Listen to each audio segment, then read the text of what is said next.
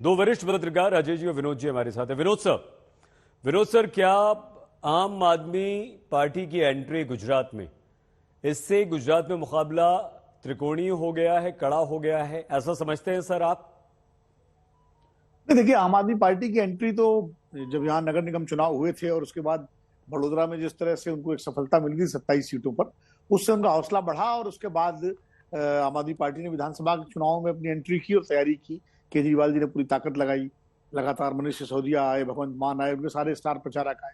धारणा ये बनी कि शायद कांग्रेस के लिए ये बड़ी एंट्री बड़ी नुकसानदेह है और भारतीय जनता पार्टी के लोग इसको लेकर बड़े मुतमईन भी थे। फिर अचानक आम आदमी पार्टी ने जो है अपना चेंज किया, वो गणेश लक्ष्मी की बात करने लगे, वो बिल्किस बानो पर खामोश हो गए, उन्होंने एकदम से हिंदुत्व वाला ही चोला ओढ़ा और भारतीय जनता पार्टी की जो मैदान है, जो पिच है, उसी पर बैटिंग शुरू कर दी। जब उस पर बैटिंग शुरू कर दी तो शहरी क्षेत्रों में, खासकर सूरत में, अहमदाबाद में, राजकोट में, सब जगह उन्होंने जब प्रभाव बढ़ाना शुरू किया तो भाजपा को भी चिंता हुई कि कहीं ना कहीं उनके वोट बैंक में सेंध न लग जाए। उसके बाद भाजपा और आम आदमी पार्टी के बीच जबरदस्त टग ऑफ वॉर हुआ, वाक्य जिसको कहते हैं, चला। और इसी बीच एमसीडी के चुनाव की घोषणा हो गई। अब आम आदमी पार्टी का जो रिसोर्सेज है, ध्यान है, वो बट गया। गुजरात के साथ साथ दिल्ली नगर निगम के चुनाव आम आदमी पार्टी के लिए शायद गुजरात से भी ज्यादा महत्वपूर्ण और अहम है, इसीलिए उन्होंने सारी ताकत वहां झोंक रखी है। गुजरात में जहां तक अजय उमट भाई बैठे हुए हैं, वो मुझसे भी बेहतर बताएंगे। मेरी जानकारी ये है कि शहरी क्षेत्रों में आम आदमी पार्टी सूरत में कुछ पॉकेट्स में काफी मुकाबले में है, लेकिन ओवरऑल अगर आप देखें पूरे देश में, क्षमा कीजिए, पूरे राज्य में, तो मुकाबला भारतीय जनता पार्टी और कांग्रेस के बीच ही लोग बताते हैं। अब इसमें कब कौन कितना करेगा, भारतीय जनता पार्टी का देखिए हमेशा जो रहता है कि वो बड़ा लक्ष्य रख के चलते हैं और बड़ा लक्ष्य की घोषणा करते हैं। पिछले चुनाव में भी 150 पार का नारा था, लेकिन 99 आए। इस बार अपना ही रिकॉर्ड तोड़ने की बात की जा रही है। गुजरात में दो रिकॉर्ड है बड़े महत्वपूर्ण। एक रिकॉर्ड है माधव सिंह सोलंकी का 149 सीटों का, उसके पहले कांग्रेस के 141 थे, और उसके बाद जो है नरेंद्र मोदी जी की सरकार के नेतृत्व में चुनाव 2002 में हुए तो 127। तो भाजपा का अपना रिकॉर्ड 127 का है। अगर भाजपा उसको तोड़ने में कामयाब हो जाती है तो निश्चित रूप से ये भाजपा की एक बड़ी उपलब्धि होगी। अब सवाल यह है कि कांग्रेस जो है वो किस तरह का मैनेजमेंट कर रही है। वो माइक्रो मैनेजमेंट कर रही है, वो विधानसभा स्तर पर कर रही है, क्योंकि मैक्रो मैनेजमेंट लेवल पे कांग्रेस उस तरह नहीं दिखाई पड़ रही है जैसे कि पिछली बार दिखाई पड़ रही थी। ठीक है विनोद सर, और आते हैं आपके पास अजय जी। अजय सर, क्या इस बार बीजेपी 150 पार, यानी कि आम आदमी पार्टी आने के बाद क्या उसे ये उम्मीद बन रही है कि वो रिकॉर्ड बहुमत से जीत रही है, या इस बार 2017 के 99 से भी नीचे जा रही है? क्या लगता है आपको? देखो, विनोद जी ने जो कहा, मैं उनकी बात के साथ सहमत हूँ। ये कोई माधव सिंह सोलंकी का या कांग्रेस का 143 का रिकॉर्ड टूटे ऐसी स्थिति तो गुजरात में नहीं दिखाई दे रही है।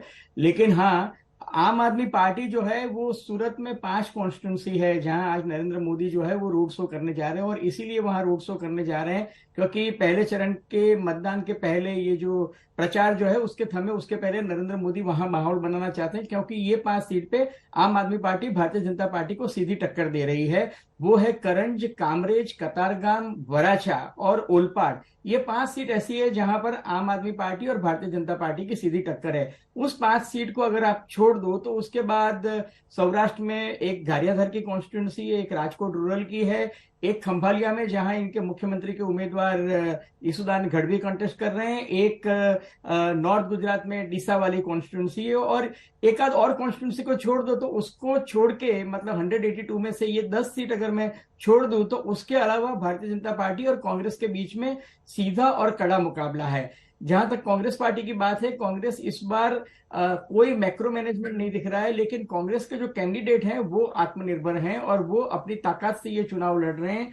और कांग्रेस के जो नेता हैं वो 127 सीट पे ही फोकस कर रहे हैं। वो अर्बन की जो 55 सीट्स हैं, अहमदाबाद, बड़ौदा, सूरत, राजकोट, कांग्रेस पार्टी जानती है कि वहां वो कितनी भी मेहनत कर ले वो चुनाव नहीं जीत सकते। जैसे अहमदाबाद में आप 21 में से 18 सीट जो है वो भारतीय जनता पार्टी जीतती है। पिछली बार भी जब माहौल खराब था तो अभी अहमदाबाद, बड़ौदा, सूरत, राजकोट की जो 55 सीट थी उसमें से 44 सीट जो थी वो भारतीय जनता पार्टी ने जीती थी। तो कांग्रेस पार्टी जो है रूरल और ट्राइबल, जी। ये दो सेगमेंट में मेहनत कर रही है। और 53 सीट्स ऐसी है कि जहां मुस्लिम पॉपुलेशन जो है वो 10% से लेके 61% है। तो ये 53 सीट जो मुस्लिम वाली सीट है वो, और 27 सीट जो है वो ट्राइबल वाली, मतलब 80 सीट्स हुई। जी। ये 80 सीट्स पे ज्यादा कांग्रेस फोकस दे रही है। और बाकी की जो 47 सीट्स है वहां पर कैंडिडेट खुद अपनी ताकत से लड़े हैं। इस बार ना राहुल गांधी आई, ना प्रियंका गांधी आई, खड़गे जी 2 दिन के लिए आ रहे हैं, वो टोकनिज्म है।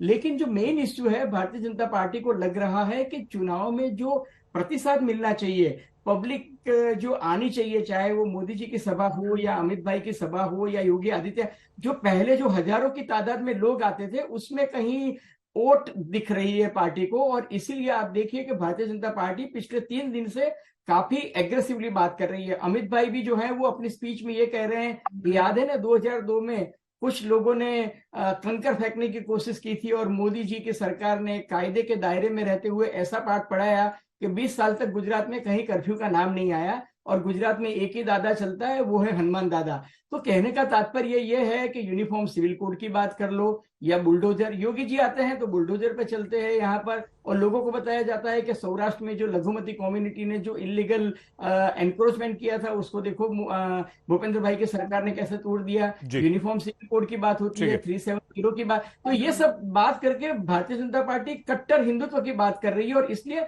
मुस्लिम वोट भी संगठित होती नजर आ रही है गुजरात में। ठीक है अजय सर।